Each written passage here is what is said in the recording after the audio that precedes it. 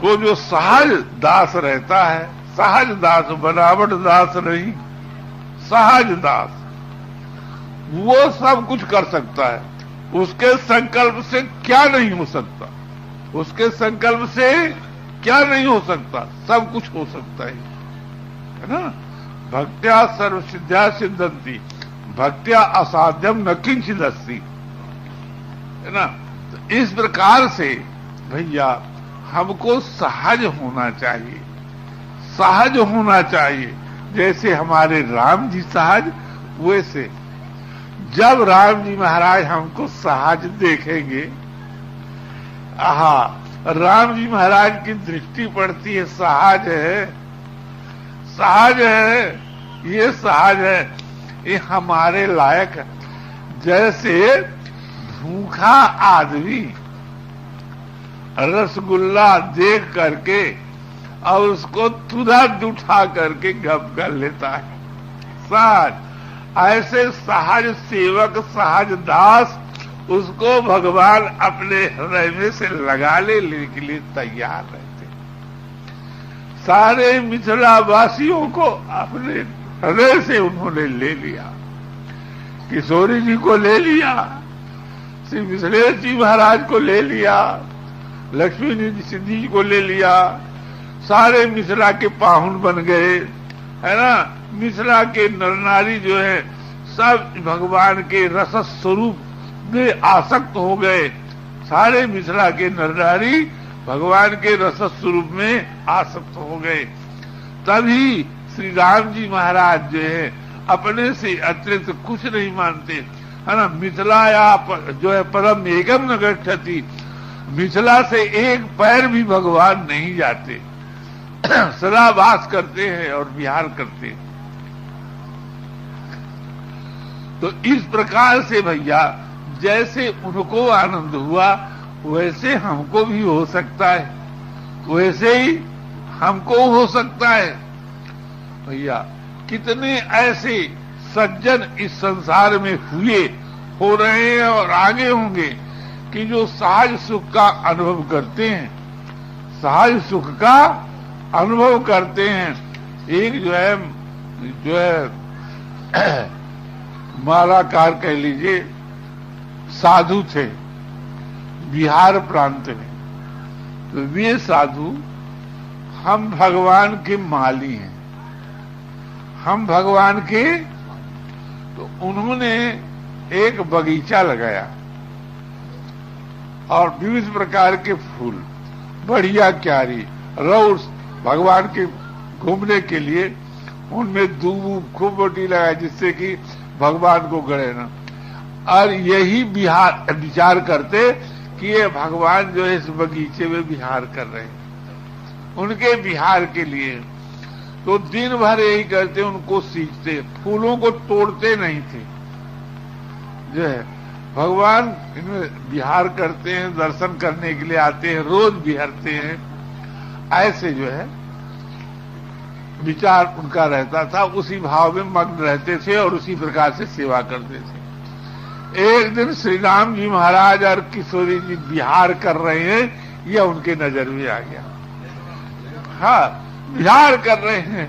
अब देखिए वो कैसे जो है महात्मा विहार कर रहे हैं। आहा, राम जी देखते देखते विहार कर रहे हैं, बहुत ही आनंद में डूब गए, अपने स्वरूप में स्थित हो गए। और फिर उनके यह शक्ति न रह गई कि उस आनंद से निकल करके हम पुनः उस स्वरूप को देखें, वहीं गिर गए। तब भगवान जो है राम जी और किशोरी जी उनके पास में आ करके उठा करके उनको हृदय से लगा लिया, हृदय में लगा लिया। भैया यहीं के महात्मा है। कितने महात्मा ऐसे हुए। मीरा जी को आपने देखा, चैतन्य महाप्रभु को आप देखा। चैतन्य महाप्रभु हमेशा जो है अपने स्वरूप में स्थित रहते थे, सहज स्वरूप, है ना। सहज स्वरूप में अपने को राधिका के स्वरूप में हमेशा स्थित रहते थे। जब अंतिम समय आया तो हा श्याम सुंदर, हा श्याम सुंदर, हा श्याम सुंदर, हा श्याम सुंदर, हा श्याम सुंदर कहते हुए अपने परिकरों के बीच में बैठे थे तो उठ के भाग करके चल दिए। हा श्याम सुंदर, हा श्याम सुंदर, रोते गिरते पड़ते जो है हा श्याम सुंदर जगन्नाथ जी के मंदिर में पहुंचे। तो प्रतिदिन तो गरुड़ खंभ के पास में खड़े होते थे, पर उस दिन जो है गरुड़ खंभ के पास खड़े न हो करके और मंदिर में चले, हा श्याम सुंदर, हा श्याम सुंदर, हा श्याम सुंदर, हा श्याम सुंदर। भगवान श्याम सुंदर आनंद कंद है ना, नंद नंदन ब्रजचंद वहां क्या के आगे से उठ करके और चैतन्य महाप्रभु को पकड़ लिया हाथ और अपने में आत्मसात कर लिया। बस लोगों ने देखा कि मंदिर में प्रवेश किए चैतन्य महाप्रभु, फिर उनका शरीर का दर्शन नहीं हुआ। तो क्या सहज रहते थे इसी देश में, है ना। अभी आज 400-500 वर्ष हुआ तो वे हमेशा अपने भाव में स्थित रहते थे, है ना। शरीर भाव में स्थित नहीं रहते थे, अपने आत्मभाव में जो उनका भाव रहता था तो स्थित रहते थे। तो भैया प्रभु में समा गए। क्या हम नहीं हो सकते? हम नहीं प्रभु में समा सकते? हम प्रभु में अतिरिक्त नहीं है, अभी प्रभु में समाये हुए हैं, पर हम अपने को अलग किए हुए हैं, इसलिए दुर्दशा प्राप्त हो रही है हमें।